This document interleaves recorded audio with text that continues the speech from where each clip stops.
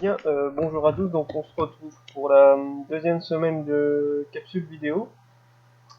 Et on va aborder cette semaine le deuxième chapitre que je vous avais transmis, qui est un chapitre, un des plus importants de l'année, avec les deux guerres mondiales, qui s'intitule Le monde bipolaire et qui concerne la guerre froide.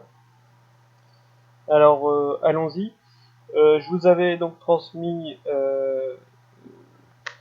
le cours. J'espère que vous avez pu lire les fiches objectifs, accéder au diaporama. Également un certain nombre de vidéos aussi, parce que c'est important de donner à voir des images de la guerre froide.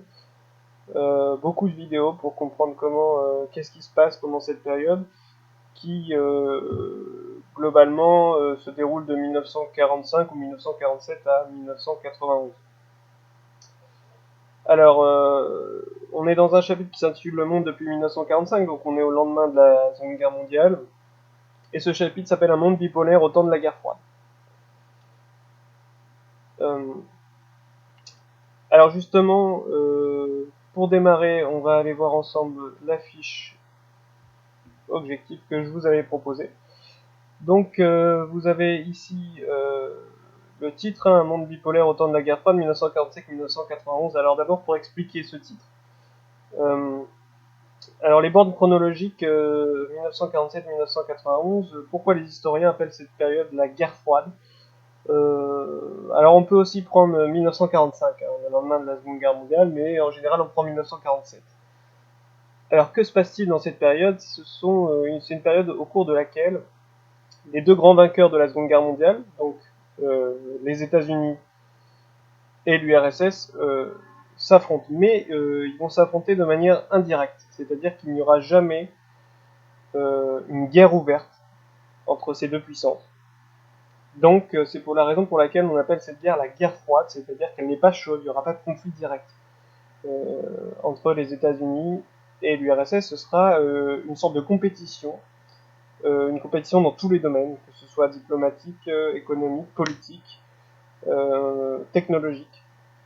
Et également, ils vont s'affronter sur des terrains autres, par nations interposées. Alors ici, on a sur les exemples que j'ai choisis, il n'y a pas réellement de cas d'affrontement, de guerre entre les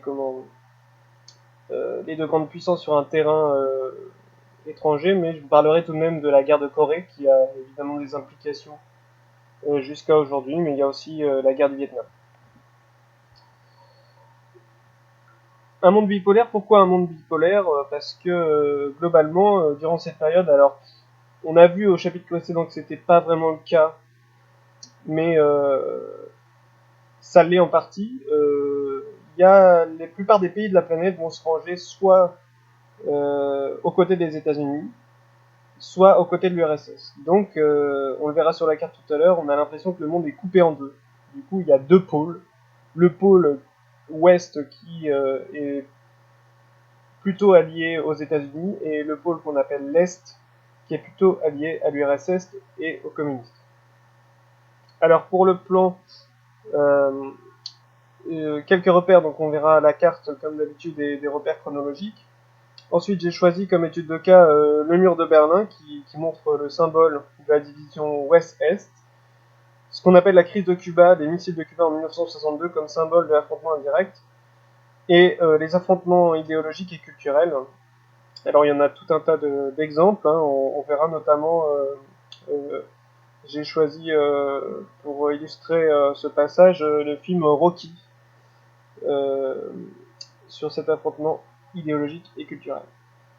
Alors la question centrale qu'on se pose, c'est pourquoi et comment les États-Unis et l'URSS s'affrontent durant cette période de 1947 à 1991. Je regarde si ça enregistre. Toc. Voilà. Euh, donc il y a des repères à connaître. Alors les dates de la guerre froide sont à connaître, 1947-1991. Alors pourquoi on prend 1947?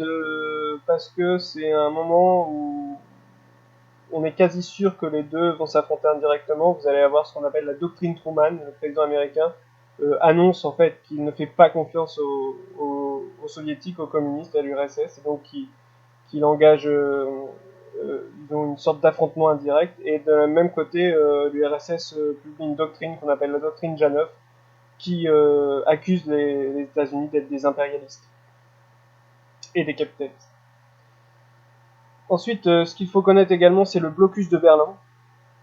Alors, le blocus de Berlin, je ne l'ai pas choisi comme cas, mais je vais rapidement vous l'expliquer.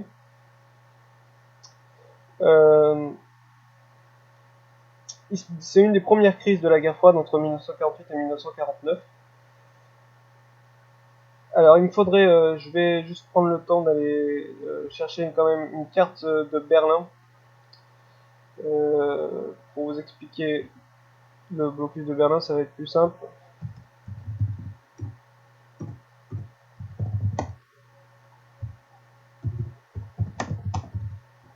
Voilà.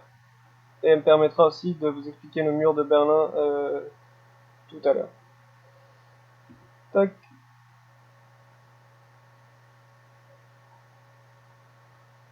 Voilà, ça va être très très bien.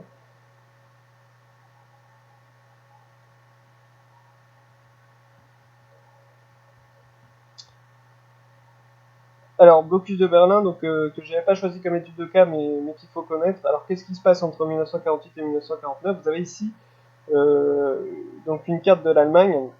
Alors, vous savez, l'Allemagne a perdu la guerre et au fait, elle a été découpée en 4 parties. Les 4 vainqueurs de la guerre qui ont occupé l'Allemagne. Alors, vous avez euh, une partie de l'Allemagne qui est occupée ici, vous voyez en vert, par les Américains et les Britanniques, cette zone ici.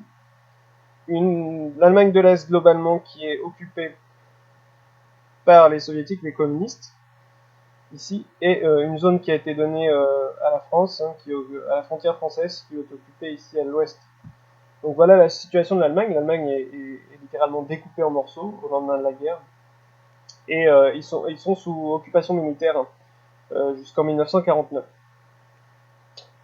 Et vous voyez également, il y a un zoom sur Berlin ici. En fait, Berlin qui se trouve dans la zone communiste et soviétique, et puisque Berlin est à l'est, est elle-même découpée en 4 morceaux. Alors, vous allez avoir ce qu'on appelle Berlin-Ouest, donc qui va euh, être découpé et occupé par ce qu'on appelle les Occidentaux, c'est-à-dire les pays de l'Ouest, avec notamment les Américains, les Britanniques et les Français dans cette zone-ci. Et Berlin-Est, donc qui va être occupé par les Soviétiques. Alors, que va faire Staline pendant cette crise du blocus de Berlin? En fait, Staline souhaite asphyxier la ville de Berlin, c'est-à-dire, comment, il se dit que si il arrive à couper l'approvisionnement de la ville de Berlin, il arrivera à s'emparer de la zone ouest. Alors, comment il fait? C'est assez simple pour lui. Il décide d'ordonner à l'armée soviétique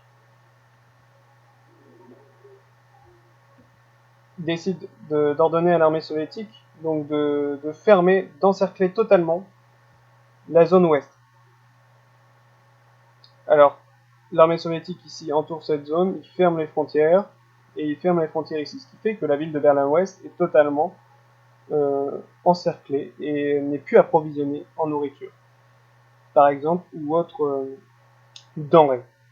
Et donc, que décident de faire les Américains? Ils décident de ne pas laisser évidemment mourir les habitants de Berlin-Ouest et être dans toutes ces privations. Et donc, ils vont mettre en place ce qu'on appelle un pont aérien. Alors, vous le voyez ici sur l'image, le pont aérien. Donc, vous avez des avions qui vont partir de la zone ouest de l'Allemagne, donc de Hambourg, de Hanovre et de Francfort, et qui vont aller se poser dans la zone ouest, ici, de Berlin, pour fournir toutes les nourritures et tous les objets dont besoin, et ont besoin de la population de Berlin-Ouest.